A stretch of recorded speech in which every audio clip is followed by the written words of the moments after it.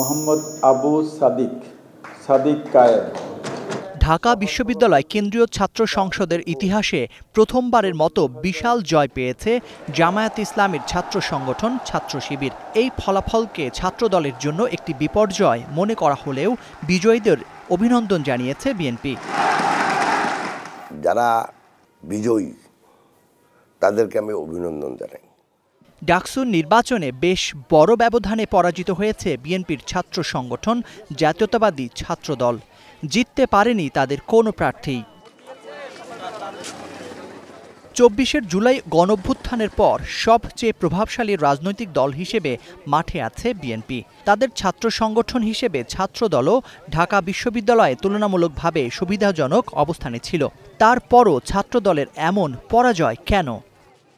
জাতীয় ইলেকশনের ভিতরে একটা রাজনীতি এখন ঢুকানোর চেষ্টা করা হচ্ছে। সেটা হলো ছাত্রলীগ যদি শিবিরকে ভোট দেয় তাহলে আমার মনে হয় আওয়ামী লীগ যাই জামাত ইসলামকে ভোট দিবে ভবিষ্যতে। এখন তাহলে আওয়ামী লীগ আরও দ্বিচারিতা করবে। একদিক দিয়ে বলবো স্বাধীনতা বিরোধী, আরেক দিক দিয়ে বলবো ভোট দিয়ে তাদেরকে ক্ষমতায় আনি। কারণ যদি শিবিরকে শক্তিশালী দেখানো যায়, যদি জামাতকে শক্তিশালী দেখানো যায়, সেখানে আওয়ামী লীগের একটা লাভ আছে। সেটা হলো পাশের বাড়ির আমাদের বন্ধুরা বলছি না আওয়ামী লীগ না থাকলে মৌলবাদের উত্থান হবে। তো আমি তো দেখতে যে ওই লাইনে এটা যাচ্ছে। রাজনীতি বিশ্লেষকেরা অবশ্য ছাত্রদলের পরাজয়ের পেছনে মূল দলের বিভিন্ন ইস্যুকে সামনে আনছেন। এটা হয়তো তারা এক্সপেক্টই করেনি, প্রত্যাশাই করেনি। অবশ্যই এটা তাদের জন্য একটা বড় ধাক্কা। হ্যাঁ, কিন্তু আমার মনে হয় যে তাদের গত 5ই আগস্টের পরে তাদের যে দলের অবস্থা, এই দলের অবস্থাটাই তাদেরকে বেশি ভুগিয়েছে বলে আমার মনে হয়, এবং এটার একটা নেতিবাচক প্রভাব ছাত্রদের মধ্যেও পড়েছে।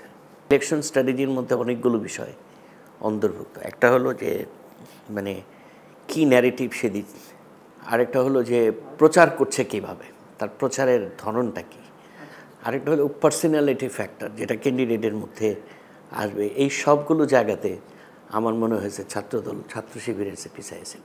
ডাকসুর পরপরই আরও কয়েকটি বিশ্ববিদ্যালয়ে ছাত্র সংসদের নির্বাচন অনুষ্ঠিত হবে। এরপর ফেব্রুয়ারি মাসে রয়েছে জাতীয় নির্বাচন।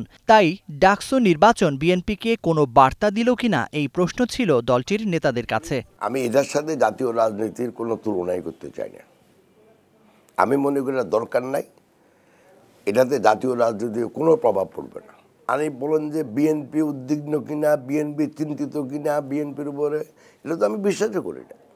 এই বোর্ডের সাথে আমি কোনোভাবেই জাতীয় নির্বাচনকে একত্রে এনে কোনো আলোচনাতে যাব না, কোনো অ্যানালাইসিসও করব না।